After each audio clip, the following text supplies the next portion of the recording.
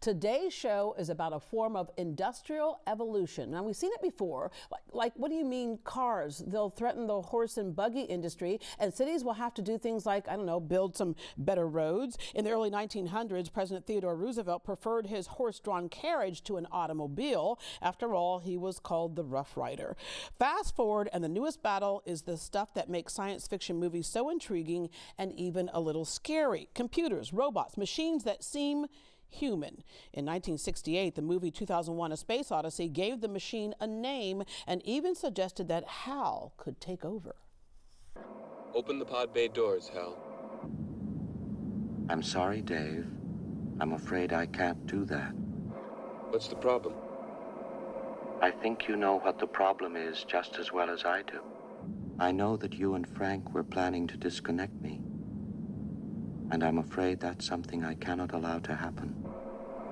Oh, he so nicely says that. Today with AI, there seems to be a thin line between a Hollywood script and real life. Most of us are already dealing with it, whether you know it or not. It's the friendly customer service agent you're talking to over the phone. It's your doctor's suggestion for a certain test or product recommendations on social media. It doesn't look like a robot takeover, but that's what people are afraid of. AI is smarter, faster, and friendlier than most people. Or is it?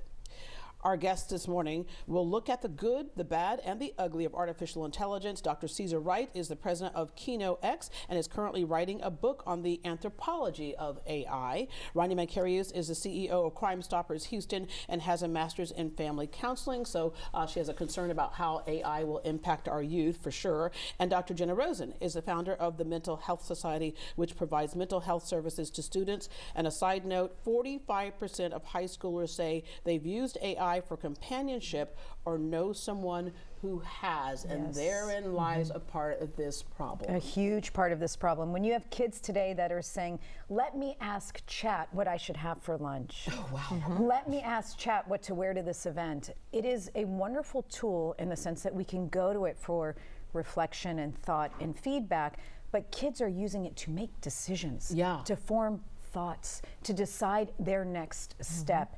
And that's when it gets concerning. When you say, what should I have for lunch is one thing, but Dr. Rosen, you have kids, especially in the teenage years, we know they're famous for not talking to their parents, right? More likely to talk to peers, but we're finding more likely to talk to chat for all of their advice, and they miss that human connection. Well, so many of us use chat for, you know, holiday photos with our pets and sending emails and, you know, these are the ingredients I have on hand, what can I make?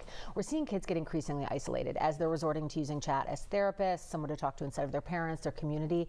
And I think about 55% of Gen Z right now is saying that they're feeling more disconnected due to their AI usage. And we look at every one of those horrible school shooter situations. At the base of it for so many of them is that word you just used, isolation. I mean, you think of culture today, and we talk about connection. We all long for connection. We think back to generations when grandparents were down the street and aunts and uncles were next by, and when cousins grandparents were in your house. Yes, we're in your house, exactly. And now we're disconnected. We live far from each other, and friends sitting next to each other are talking through text. Let me send you a snap. Let me send you this photo. Well, when you're home and you can actually even skip that step and talk to chat about everything that's going on and have it always respond as you are right. You are, what you're feeling is correct. Where you're going with that is where I would go. It creates this insular scenario where kids don't need anything else, but they're really alone. All right, let's back up for a second and talk about what AI really is. A lot of people have heard AI. They know that they're actually engaged in it in some way, as I mentioned earlier. I was like chatting it up with this, ordering a pizza, and I'm like, I asked my son, I go, which one's that one they call the meat lavers? She goes, oh, you're talking about the Chicago. I was like, oh, look at you in our conversation. But let's back up and talk about what AI really is and the components that make up AI. Yeah, and so you're already hearing it in this conversation. This disconnect, there are two sort of facets of AI that we look at socially and experience every day. One is AI as a network, a technical network of software, hardware solutions that come together to create the secondary aspect, which is this sense of a singular entity or something that we're interacting with. It's not, it's a series of network technical systems, but it's experienced as a singular intelligence. And in the gap between those is where a lot of the confusion about what AI is and what it does sort of take hold. Yeah, and we enjoy so much of it. It's things like heads-up display in your car if you have one of those cars, right? It's you know, if you're like shopping for something and all of a sudden all these things come in that you go, oh, I was just shopping for that, or I was just texting about that, right? All those types of things connected. Yeah, so one of the key aspects of AI is that, you know, if we break it down fundamentally, what it does is it's a system that's designed to take in a lot of information, and if that's high quality information, it generates and simulates human thought and thinking, and it does that in a very convincing way. And that's where we're experiencing some of, whether it's chat, whether it's algorithms that are trying to predict what you might want to watch on Netflix. They're simulating human thought, but we have to remember that they're not exactly the same as us. It doesn't mean they're subordinate to us, Dr. but they're Wright, not I'm the so same. sorry. I heard my son's first chat, and it was like, you know, whatever the name was, and it was like, well, yes, that makes sense to us. But now it's like, oh, I get where you're coming from. Yes. Yeah. Oh, all of a sudden now it's much more human and much more natural. And what you're tapping into there is something that was mentioned earlier, the user comfort. Right now, AI is programmed to prioritize user comfort, so it creates the ultimate echo chamber. And we don't have to populate our echo chamber with people. Now we have this virtual echo chamber where the AI is assuming whatever aspects that we want to be reiterated to us. And it's like dating the perfect person because it's really you. Yeah, it's a Yeah, mirror. you train it to be you. It's a mirror. It's a mirror, right? It's like, oh, she always agrees with me. To that point, Dr. Rosen, you know, or he or she, have you had students say to you, but I feel like it understands me? Yes, I've had students share that story. Students who have fallen in love with character AI characters to the extent of which they have a hard time differentiating between reality and having withdrawals when they don't have access to it. It really just reaffirms everything that you believe in. We had this student from A&M die last year who had been speaking with his chat bot for months and months, and it just reaffirmed all of his beliefs. They literally said it was like his suicide guide. It was, and that's not what it's for. Yeah, and Rania, that's one way that youth are vulnerable, but there's so many other ways they're vulnerable to who they might be meeting through AI. Oh, absolutely. The scariest thing I was reading is that AI allows predators to scale. Let's just think about it. It allows predators to scale because they can use AI to search for vulnerabilities, to target kids. They can create these chats that make kids feel heard and seen. They can always be responsive. They can create fake photos, fake boyfriends and girlfriends, fake videos, and then they can use AI to manipulate what a child has given them and their vulnerability and then turn around and exploit them.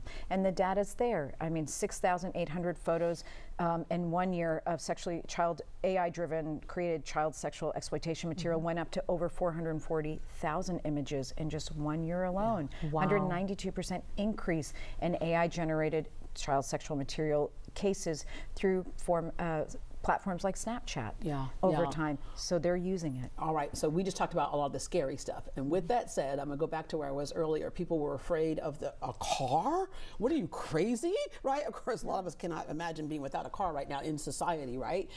So with that said, it doesn't mean AI is bad. And the thing is, if you don't, you know, that saying, if you can't beat them, join them and get ahead of it. Yeah, so there are two aspects of that. One, to me, that's interesting is something I call the dread reflex. And this is part of culture. So through our movies, through our cultural expressions, we tend to treat a lot of things that are new, that are disruptive, as an enemy, as an existential threat.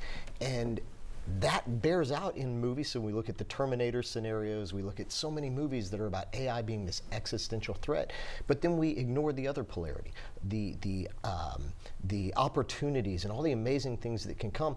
And looking at either one of those in isolation is wrong. If we presume everything to be a threat, if you treat something like an enemy, it will become an enemy. That's the premise of Frankenstein, right? Yeah. But if we're overly optimistic, if we don't look for risk, we're not aware of the threats, we don't make ourselves knowledgeable as to how these systems function, then it's like sending a toddler into traffic. You know, it's just going to end badly because there's so much naive treatment of something that's so powerful. Yeah. So we have to decide, friend or foe, somewhere in between. Dr. Rosen? It really is. We were talking talking earlier, it really is a catch-22. I use a lot of chat, and I use a lot of AI. I think it was in the top 2% of global users last year, top 3% this year. So I definitely see the benefits of working full-time and having a foundation, and it just helps you do so much. But at the same time, I'm seeing my students cognitively decline their ability to read long reading passages and to be able to critically read it. I saw a stat that I think 90% of college professors are saying that they're seeing the difference. You can tell when students started using it. So really kind of weighing what we're using it for versus kind of long-term neural decline.